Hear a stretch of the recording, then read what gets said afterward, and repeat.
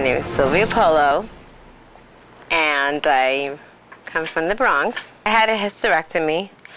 The physician involved said that if I didn't have a hysterectomy, because it was so far in advance, I didn't have much time to live. Later, after having this procedure done, I learned that it was all false. I didn't need the hysterectomy. There are no words to describe how this office treated me.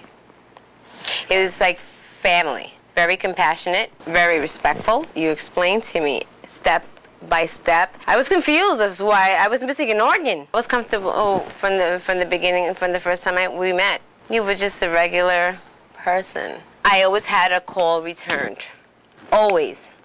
It didn't matter the time of day.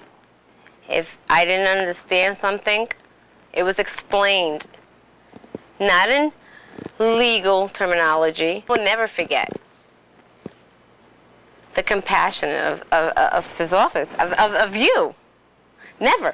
You'd be the only one I would recommend. Gerry Oginski is a brilliant person, and that's how an attorney should be. Gerry doesn't bullshit anybody. Gerry's he's exceptional. Francis is wonderful. It's not a time, even if you were in court, even when you were in court, you will call me on a break.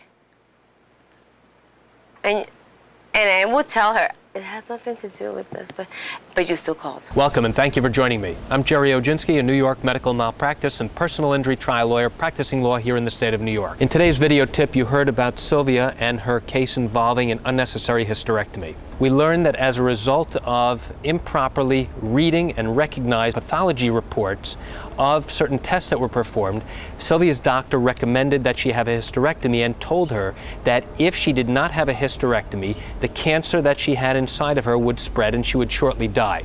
Sylvia was only 27 years old at the time and had 2 small young children. She certainly did not want to leave her children without a mother, so she agreed to undergo the hysterectomy. In Sylvia's case, we were able to show that the doctor performed an unnecessary hysterectomy. How did we know that? By obtaining the records, and specifically the pathology records, which showed that after the hysterectomy had been performed, there was no cancer anywhere. And had the doctor performed a procedure before ever recommending or performing the surgery for the removal of the uterus, Sylvia never would have had surgery.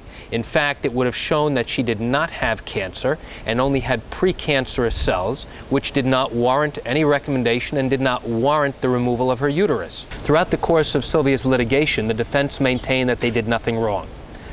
As we proceeded to trial, the defense continued to maintain their position that they did absolutely nothing wrong and she in fact needed surgery. However, when we brought experts into trial, we were able to show and confirm that Sylvia did not have cancer at any time. Right before closing remarks were to be made, the defense made an offer of settlement which was acceptable to Sylvia and her family. And that's it for today's client testimonial. I want to thank you for joining me. I'm Gerry Oginski. Have a great day.